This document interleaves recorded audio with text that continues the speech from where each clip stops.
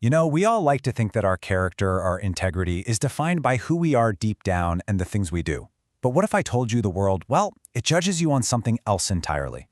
So let's just cut right to the chase with a pretty provocative question. Can you, an honest person with nothing but good intentions, actually be punished for a crime you had absolutely nothing to do with? The tough answer in the real world is a loud and clear yes.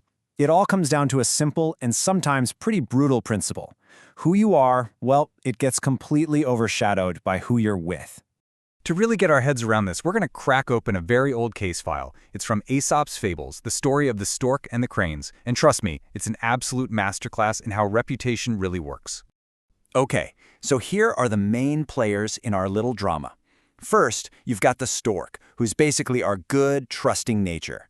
Then there are the cranes. They're that cool, exciting crowd that also happens to break the rules. And finally, the farmer. He represents the real world, which can be pretty cold and doesn't really care about excuses. So here is how the story kicks off. Our stork, a perfectly decent bird, gets drawn in by this super fun party the cranes are throwing. And where is it? A freshly planted field. You know, a place full of opportunity. And, as we'll see, a whole lot of temptation.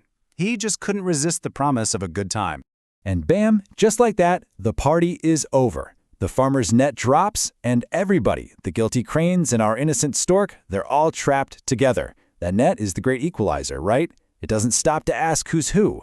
And now we get to the really juicy part, the verdict. This is that moment of truth where what you meant to do slams right into what you actually did. You can just feel the sheer panic in the stork's voice, can't you? He's pleading his case, but he's not talking about the evidence. He's talking about his identity. Hey, I'm a stork. We're the good guys. Just look at me. I'm not one of them. And this right here is the absolute core of the whole problem. On one side, you've got the stork's plea, and it's all about his good character and his noble intentions. But the farmer's verdict? It's based on one thing and one thing only: what he sees. The stork was caught with thieves, so he gets treated like a thief. End of story. His location was the only thing that mattered.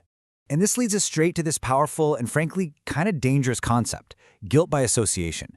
It's basically this unwritten rule that says all your good deeds, your entire reputation, can be totally wiped out just by being in the wrong place at the wrong time with the wrong people. And that's the harsh lesson here, isn't it? The world is just like that farmer. It's busy. It doesn't have time to listen to your long story or check your references. It makes a split-second judgment based on the evidence right in front of it.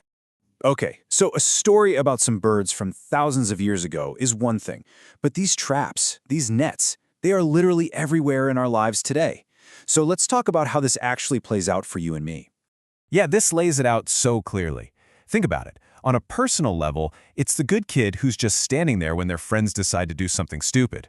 Or interpersonally, it's being in that friend group that's known for gossiping. Even if you never say a word, you get painted with the same brush.